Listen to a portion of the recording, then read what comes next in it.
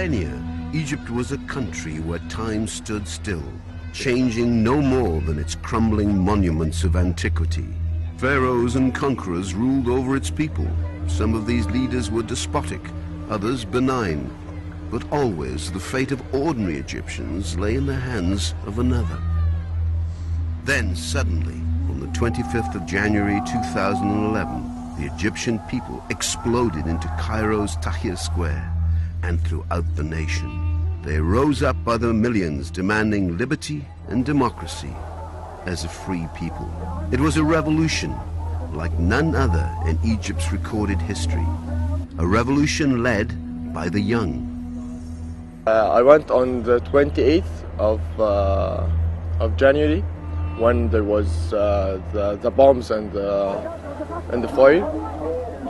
I saw many of the bombs that were thrown in the balconies of any home, and it was really a good experience, but it was scary. And a revolution fueled by simple words. Freedom,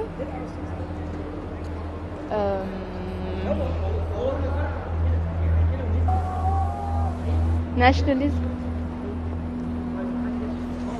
and one hand.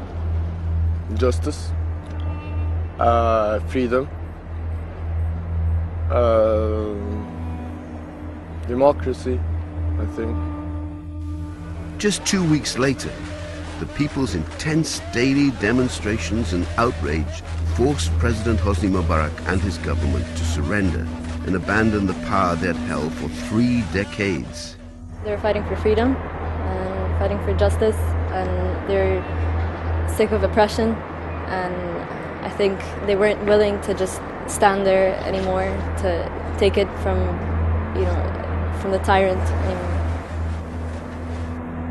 And I think it's one of the biggest displays of perseverance and bravery in a really long time, especially for this country.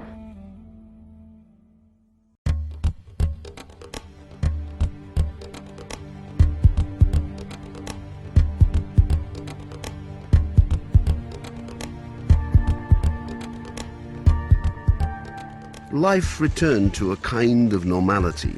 Egyptians resumed their daily routines. Opposition leaders, along with the Egyptian army, took charge of the government. Most Egyptians felt they were on the path to the freedom that they had so passionately demanded. But how has life in Egypt actually changed since Mubarak was forced from power?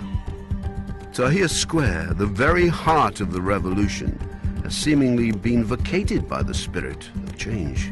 The military council enforces the same emergency laws, including a curfew to keep citizens off the street at night. Politically, there is a vacuum. The revolution demanded a government accountable to the people and ruled by transparent institutions. But now, the only ruler is uncertainty. It's on the edge. You don't know where it's heading. Egypt has slipped from the spotlight of world attention as the daily news focuses on other uprisings in the region. The revolution is over, but Egypt remains a nation in transition, its future far from clear. Some people might consider the revolution the end, and I think it's more of a beginning, and that's the problem right now, because you need to get people to be more motivated to move and, keep it from being a failed revolution. Among the first steps taken by the caretaker government was to arrest dozens of businessmen and officials with ties to the Mubarak regime. Rashid Mohammed Rashid, Suhair Garana, Ahmed Ez, Ahmed El Maghrabi. They have been charged with profiting from the public purse. Neither are they alone. In the 5 weeks since the revolution, some 150 businessmen and former officials have been arrested and charged with crimes. A staggering caseload that would overwhelm even the most developed legal systems. Some fear the detention signals an uglier phase in the Egyptian revolution, in which key figures from the former regime face public trials through emergency courts, and that with these trials, the new Egypt falters in establishing the rule of law, the cornerstone of free and fair societies. What is more important than the revolution? The answer?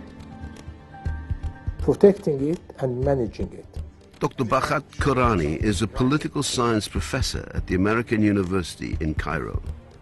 I had some of the young people from Midan al-Tahrir coming to see me here. And I say, your challenge is to be fair, to establish a regime, even if people are going to be indicted, you do not violate their basic human rights. And they find that difficult. I think the pressure has been kept in for so much, so when it comes out, it is a sort of explosion, and you have some excesses. The prisoners are transported in modern-day tumbrils. Their attorneys are attacked and threatened, and the call for blood is strong.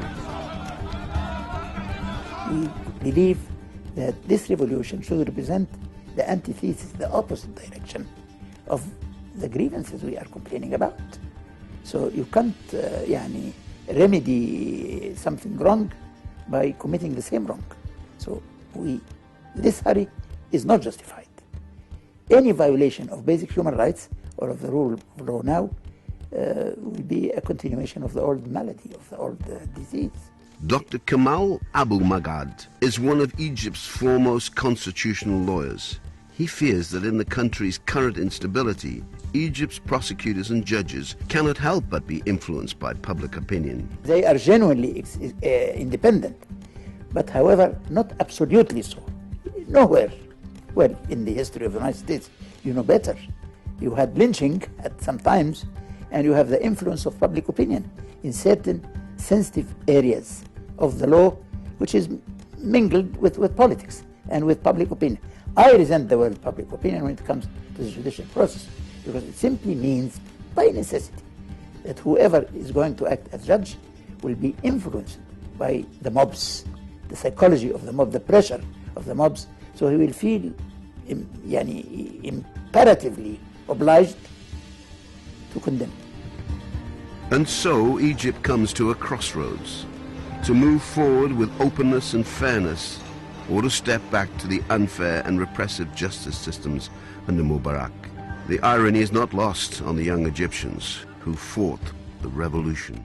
Many people are advocating against revenge, and many people are not. They're not cold-hearted. They're not, but they've been suppressed so long that they feel this is the only way that they will eventually. This is the only way that will triumph. They want their revenge. I personally believe that later would be a better, more suitable environment where we have stability to a certain extent after that. How the powers of post-revolution Egypt conducts these trials will be the first signal of how the country will evolve into a true democracy in which government institutions can be trusted by the people, or into a disappointment to the masses that fill Tahrir Square and who demanded change.